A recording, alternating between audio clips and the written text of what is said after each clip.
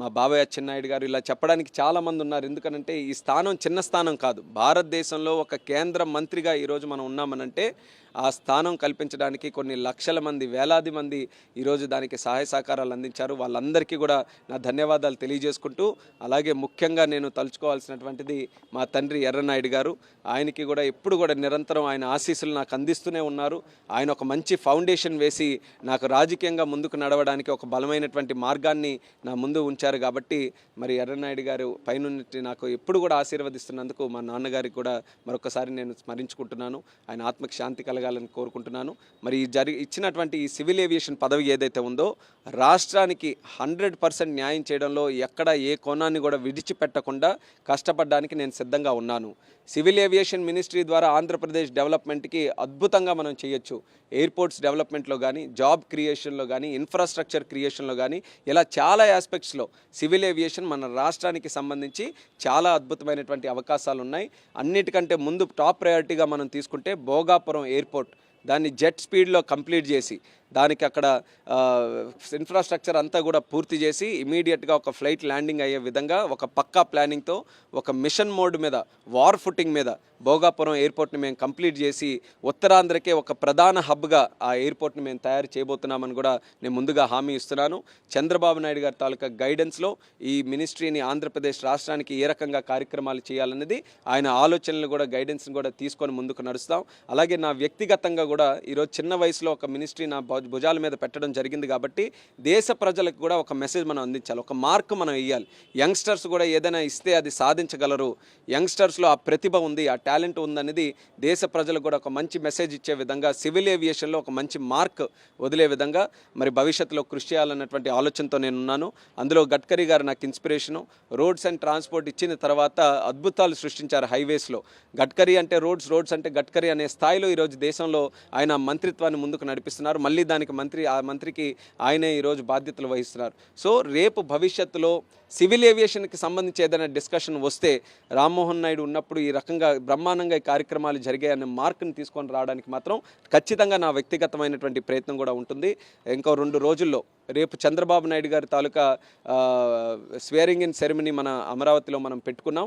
అది అయిన వెంటనే మళ్ళీ ఇక్కడ ఛార్జ్ తీసుకొని మినిస్ట్రీకి రివ్యూ మీటింగ్స్ అన్నీ కూడా పెట్టుకొని ఒక విజన్ని తయారు చేసి దేశానికి అలాగే మన రాష్ట్రానికి ఈ సివిల్ ఏవియేషన్కి సంబంధించి ఒక విజన్ తయారు చేసుకొని ముందుకు నడుస్తున్నాం.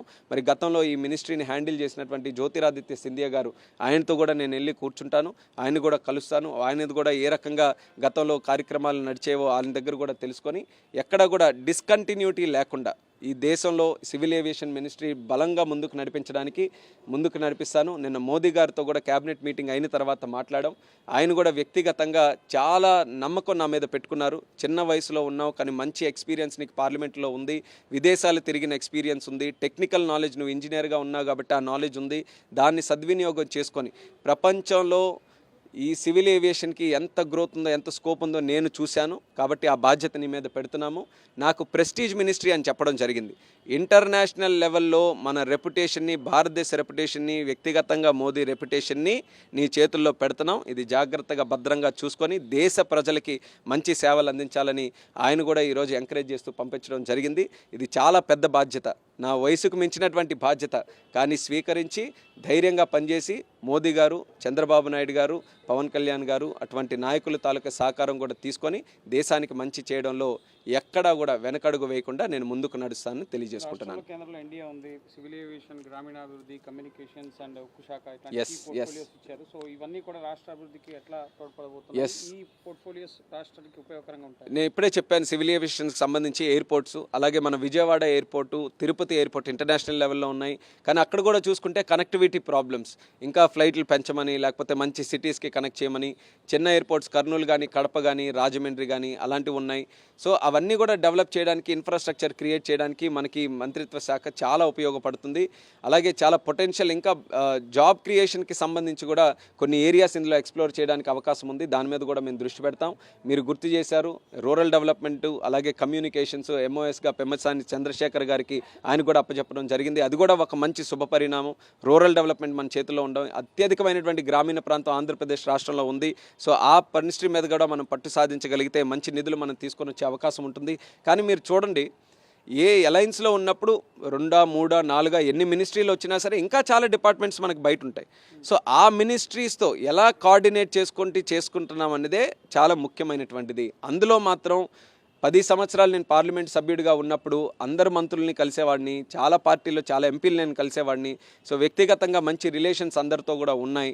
ఇక్కడ ఉన్నటువంటి మంత్రిత్వ శాఖతో కూడా చాలా మంచి పరిచయం అందరితో కూడా ఉంది. కాబట్టి మిగిలిన డిపార్ట్మెంట్స్తో కూడా బహుశా అర్బన్ డెవలప్మెంట్ కానీ, వాటర్ రిసోర్సెస్ కానీ, పోర్ట్స్ కానీ అలాంటివి ఏవైనా ఒక సమస్యలు వచ్చినప్పుడు వ్యక్తిగతంగా వాళ్ళతో మాట్లాడి సమస్యలు పరిష్కరించుకునేటటువంటి పరిచయం నాకు ఉంది. కాబట్టి నేను ప్రజలకి ధైర్యంగా చెప్తున్నాను, కేంద్ర ప్రభుత్వంలో ఈరోజు ఒక మంచి అవకాశం ఉంది. మనకు కూడా గౌరవిస్తున్నారు. చంద్రబాబు నాయుడు గారికి అత్యంతమైనటువంటి గౌరవం ఈరోజు మోదీ గారు కూడా ఇస్తున్నారు. రేపు ప్రమాణ స్వీకారం కూడా స్వయంగా ప్రధానమంత్రి గారు వస్తున్నారు. సో ఆ గౌరవాన్ని మనం సద్వినియోగం చేసుకొని మిగిలిన డిపార్ట్మెంట్స్తో కూడా కోఆర్డినేట్ చేసుకుంటాం.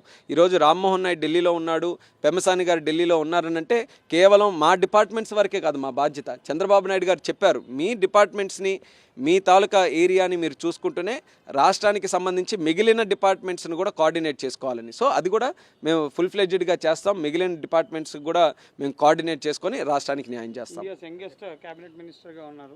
సో ఎట్లాంటి సేవలు అందించబోతున్నారు? ఏమన్నా టాస్క్ పెట్టుకున్నారా మీ మార్క్ చూపించడానికి? ఎస్, డెఫినెట్గా ఇది ఒక ఎడిషనల్గా ఇది ఒక కితాబు లాగా వచ్చింది, యంగెస్ట్ మినిస్టర్ అని. దాన్ని మనస్ఫూర్తిగా ఆనందంగా స్వీకరిస్తున్నాను. అది అదే రకంగా ఒక రికార్డులా ఉన్నా సరే అది అదనంగా బాధ్యత కూడా ఉంది. అందరి దృష్టి ఉంటుంది, ఆ యంగ్ మెంబర్ ఎక్కడున్నాడు, ఆ యంగ్ క్యాబినెట్ మినిస్టర్ ఎక్కడున్నాడు అని అందరి దృష్టి కూడా ఉంటుంది. కాబట్టి దానికి అనుగుణంగా ఒక మంచి మార్క్ వదలాలనేదే నా తాలూకు ఆలోచన. సివిల్ ఏవియేషన్ మినిస్ట్రీలో చాలా పెద్ద స్కోప్ ఉంది. కానీ ఎప్పుడు కూడా మీరు చూస్తారు మినిస్టర్ మీదే డిపెండ్ అయి ఉంటుంది ఆ మినిస్ట్రీ ఏ రకంగా నడుస్తుందనేది. ఇదే ఢిల్లీలో ఉన్నటువంటి చర్చ కూడా ఎంతవరకు మాట్లాడినా ఐఏఎస్ సీనియర్ అధికారులతో మాట్లాడుతున్నాను, ఇతర మంత్రులతో మాట్లాడుతున్నాను. సో నువ్వు ఎలా డ్రైవ్ చేస్తే ఈ మినిస్ట్రీ అంత పెద్ద స్కోప్లో ముందుకు నడుస్తుందనే ఐడియా చెప్తున్నారు. కాబట్టి నేను అది ప్రత్యేకంగా నా వ్యక్తిగతంగా అది ఒక ఛాలెంజ్గా తీసుకొని ఈ మినిస్ట్రీని అన్ని విధాలుగా ఒక ప్రైమ్ మినిస్ట్రీగా తయారు చేయడానికి, ఉన్న వాటిల్లో ఒక ప్రధానమైనటువంటి మినిస్ట్రీగా తయారు చేయడానికి నా వంతుగా కృషి చేస్తాను. పక్క తెలుగు రాష్ట్రం నుంచి కూడా కొన్ని Yes. ఎయిర్పోర్ట్ కావచ్చు, కొత్తగూడెం ఇలాంటివి.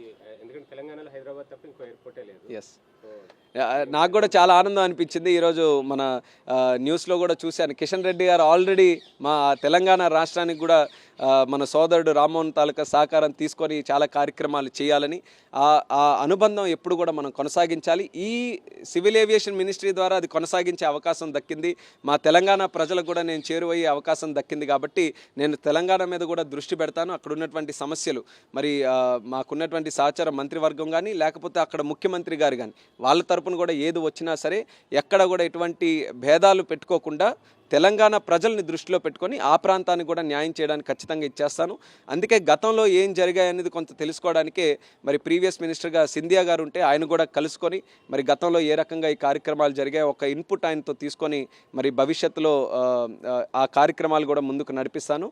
ఎల్లుండి మోస్ట్లీ ఛార్జ్ తీసుకోవచ్చు. సో ఎల్లుండి తర్వాత ఇన్డెప్త్గా రివ్యూ మీటింగ్ పెట్టుకొని మిగిలిన విషయాలు ఇంకా ఇన్డెప్త్గా మీ అందరికీ తెలియజేస్తాను. బీజేపీ అలాగే టీడీపీ కూటమికి ఇచ్చిన పోర్ట్ఫోలియోలతో ఖచ్చితంగా రాష్ట్ర అభివృద్ధి సాధ్యం అనుకుంటున్నా. ఎట్లా చూస్తున్నారు? అదే నేను అంటున్నాను, నేను ఇందాక ఎందుకన్నాను 30 మంది డిపార్ట్మెంట్స్ ఉన్నాయి, మంత్రులు ఉన్నారు ఈరోజు.